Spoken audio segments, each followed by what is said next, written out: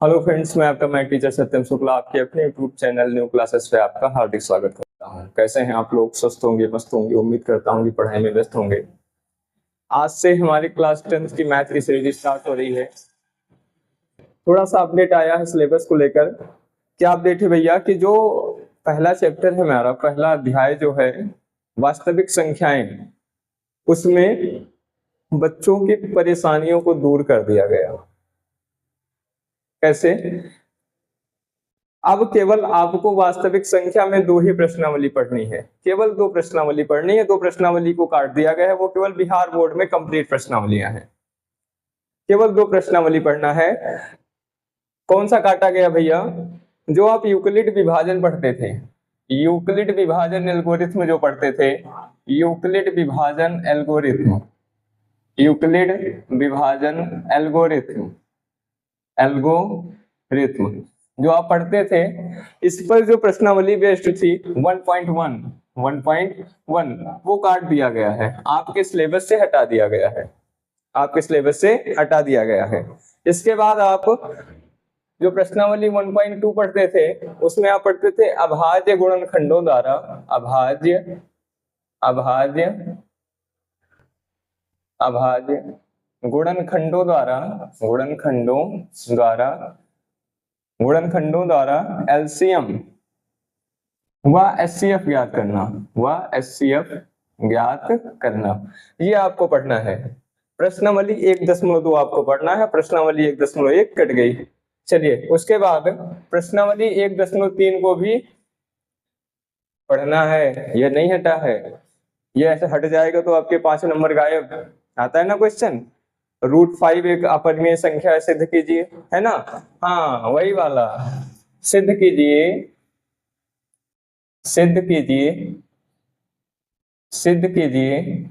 कि √2 एक अपरिमेय संख्या है, एक अपरिमेय संख्या है।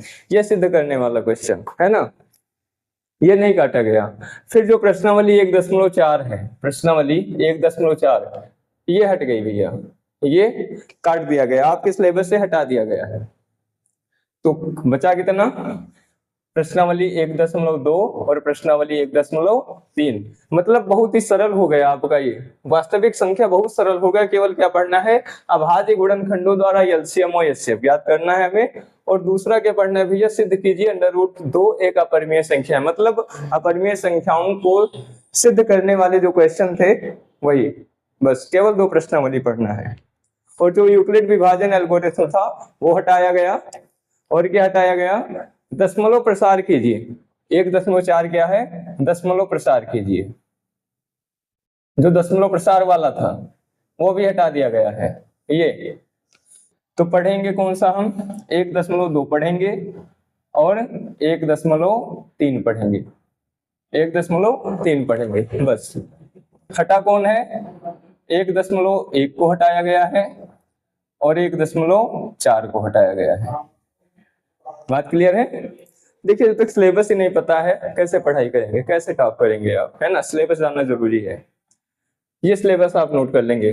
चलिए टॉपिक पर आते हैं। आज हमारा जो टॉपिक है वो है वास्तविक संख्या, रियल नंबर। क्या है? Real number. क्या होती है वास्तविक संख्याएं?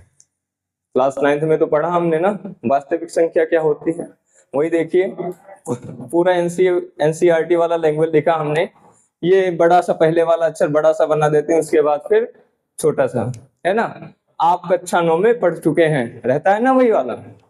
आप कक्षा 9 में पढ़ चुके हैं। अब पढ़ा हुआ याद हो तब तो, पढ़ा हुआ याद भी होना चाहिए। लेकिन सर जी याद तो है नहीं, कोई बात नहीं, हम रिवाइज कराएंगे ना। चलिए, कक्षा 9 में हमने क्या पढ़ा? सबसे पहले पढ़ा प्राकृतिक संख्या क्या है। प्राकृतिक संख्या भैया क्या है? जो 1 से शुरू हो और अनंत तक जाए और धनात्मक हो, है ना?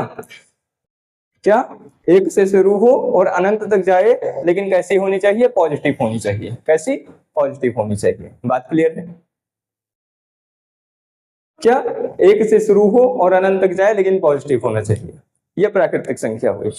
फिर क्या पढ़ा हमने? पूर्ण संख्या पढ़ा। पूर्ण संख्या क्या है? अगर प्राकृतिक संख्याओं में शून्य को शामिल कर दें, प्राकृतिक संख्याओं में अगर शून्य को शामिल कर दें तो जो संख्याएं बनेंगी उन्हें क्या कहेंगे? पूर्ण संख्या कहेंगे। क्या कहेंगे भैया? पूर्ण संख्या। क्या सर जी पूर्ण संख्या ऋणात्मक हो सकती? बिल्कुल नहीं, पूर्ण संख्याएं भी कैसी होती हैं? धनात्मक होती हैं। कैसी होती हैं? धनात्मक होती हैं। प्राकृतिक संख्याएं कैसी होती हैं? धनात्मक होती हैं। बात क्लियर है? इतनी बात क्लियर है? चलिए फिर तीसरा टॉपिक हमने पढ़ा, पूर्णांक क्या है? पूर्णांक क्या है भैया? क्या है पूर्णांक? अब वो पूर्णांक में क्या है कि धनात्मक और ऋणात्मक संख्याएं आ जाती हैं। क्या होता है? पूर्णांक में धनात्मक और ऋणात्मक दोनों प्रकार की संख्याएं शामिल हो जाती हैं, जैसे -3, -2, -1, 0, 1, 2, 3, 4। इस तरह की जो संख्याएं होती हैं वो क्या होती हैं? पूर्णांक संख्याएं। कोई पूछे पूर्णांक संख्या क्या है? भैया धनात्मक, ऋणात्मक और शून्य से मिलकर बनी संख्याएं क्या होती हैं? पूर्णांक संख्याएं होती हैं। बात क्लियर है? आगे बढ़े। फिर हमने पढ़ा जो हमारा मेन टॉपिक था क्लास 9th की नंबर सिस्टम यानी संख्या पद्धति में परिमेय संख्या पढ़ना था हमें। परिमेय संख्या क्या होती है भैया? ऐसी संख्याएं जिन्हें p बटे q के रूप में लिखा जा सके तथा p और q पूर्णांक हो और q does not equal to 0। मतलब कि पूर्णांक संख्याओं को अगर बटे के रूप में लिख दें तो जो संख्याएं बनेंगी उन्हें क्या कहेंगे? परिमेय संख्या। बात क्लियर है? क्लियर हो रहा है? अगर पूर्णांक संख्याओं को हम बटे के रूप में लिख दें तो जो संख्याएं प्राप्त होंगी उन्हें क्या कहेंगे? परिमेय संख्या, है ना?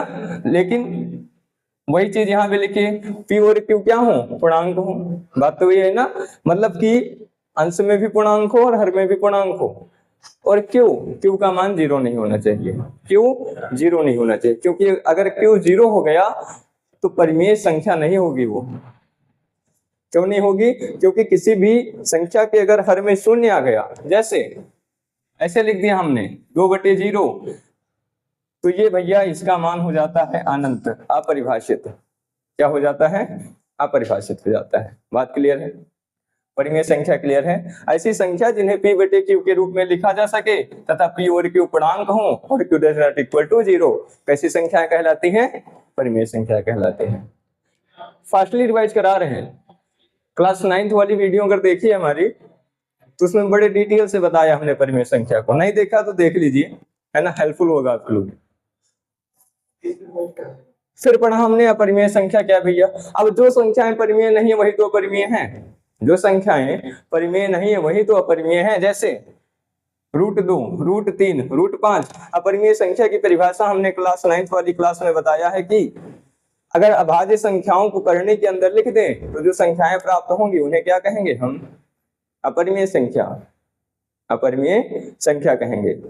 या फिर वह संख्याएं जिनका पूरा पूरा वर्गमूल ज्ञात न किया जा सके उन्हें क्या कहेंगे? अपरिमेय संख्या कहेंगे। बात क्लियर है?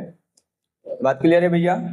चलिए अब बात आई हमारे क्लास 10th वाले टॉपिक की, वास्तविक संख्या, रियल नंबर। वास्तविक संख्या, रियल नंबर। क्या है रियल नंबर? रियल नंबर क्या है भैया?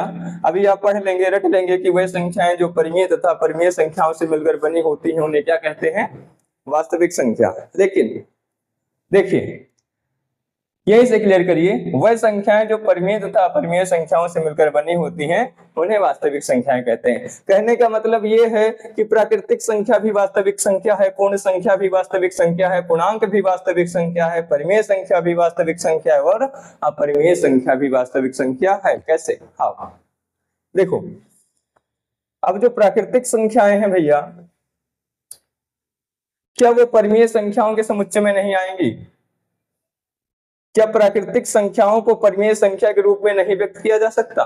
बिल्कुल किया जा सकता है ना। अरे 1 को 1/1 लिख सकते हैं, 2 को 1/1 लिख सकते हैं, 3 को 3/1 लिख सकते हैं। ये सारी प्राकृतिक संख्या है ना। तो प्राकृतिक संख्याओं को भी परिमेय संख्या के रूप में लिख सकते हैं। फिर बात करते हैं पूर्ण संख्या की। पूर्ण संख्या क्या है? 0 से लेकर अनंत तक की संख्याएं पूर्ण संख्या। अब क्या पूर्ण संख्याओं को हम परिमेय संख्या के रूप में नहीं लिख सकते?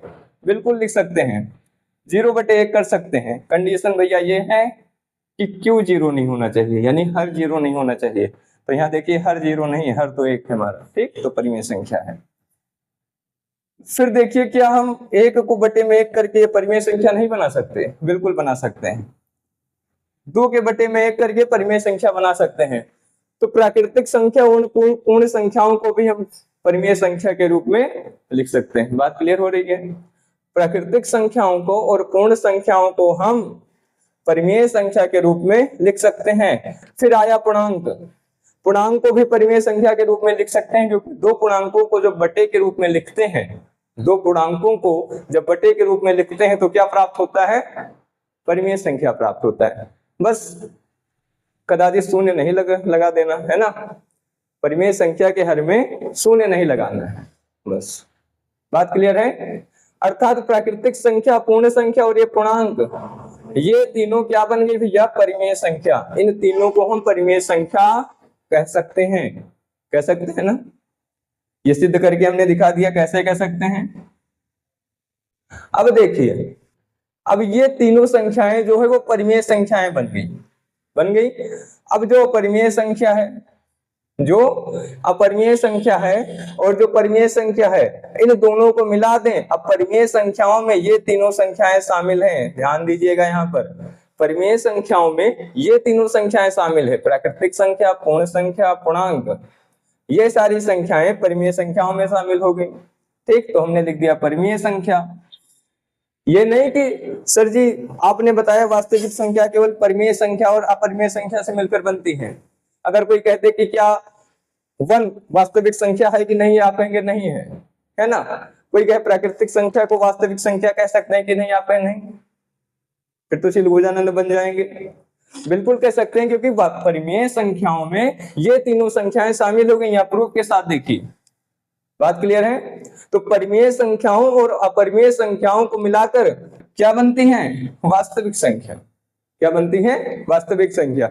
वही एकदम इजी डेफिनेशन हमने लिखा कि वह संख्याएं जो परिमेय तथा अपरिमेय संख्याओं से मिलकर बनी होती हैं, वास्तविक संख्याएं कहलाती हैं।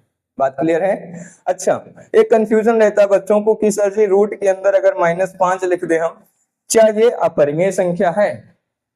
नहीं, ये आप क्लास 11th में पढ़ेंगे, फर्स्ट ईयर में पढ़ेंगे, चैप्टर 1 में पढ़ेंगे, रिलेशन एंड फंक्शन में। रिलेशन एंड फंक्शन में पढ़ेंगे, रिलेशन एंड फंक्शन, जिसका नाम है संबंध और फलन। उसमें आप पढ़ेंगे इस संख्या के बारे में। ये वास्तविक संख्या भी नहीं है। ये क्या है? वास्तविक संख्या भी नहीं है। तो सर जी कैसी संख्या है? ये काल्पनिक संख्या है मेरे चिलगोजों। कैसी संख्या है? काल्पनिक संख्या। कैसी संख्या? काल्पनिक संख्या।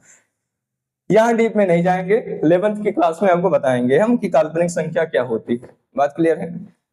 अगर रूट के अंदर निगेटिव नंबर लिख दें हम, तो जो संख्याएं प्राप्त होंगी उन्हें क्या कहेंगे? काल्पनिक संख्या कहेंगे। क्या कहेंगे? काल्पनिक संख्या। बात क्लियर है? बात क्लियर है? आज के इस क्लास में हमने केवल आपको वास्तविक संख्याओं के बारे में बताया। अगली क्लास में हम पढ़ेंगे अभाज्य गुणनखंडों द्वारा एलसीएम और एचसीएफ ज्ञात करना, जो प्रश्नावली 1.2 है। प्रश्नावली 1.2। Thanks for watching. मिलेंगे नेक्स्ट क्लास में।